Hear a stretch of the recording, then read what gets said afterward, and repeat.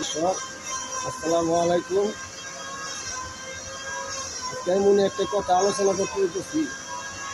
আমার এক কাকার লোকে দেওয়া হয়েছে, কাকার লোকে অনেক কথাবার্তা হইল, কাকার কিছু সাংসারিক ঘটনা শুনলাম। শোনার পরে আমার একটা কথা মনে হইল, এই কথাটা আমি বলি।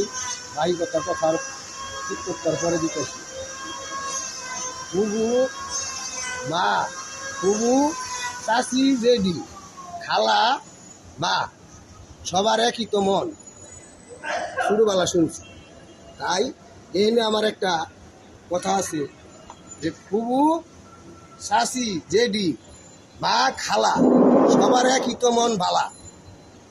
এর মধ্যে যে কথা কইব কালা, আসলে তো সে নয় ভালা, হইতে পারে না মা চাষি খালা।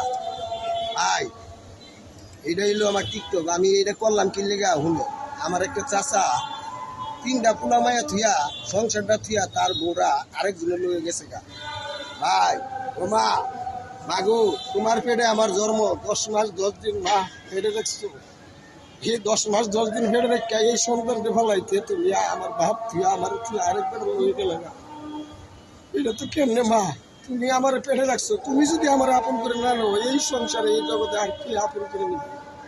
এইটাই আমার কাকার কথা। ভাই আসসালামু আলাইকুম।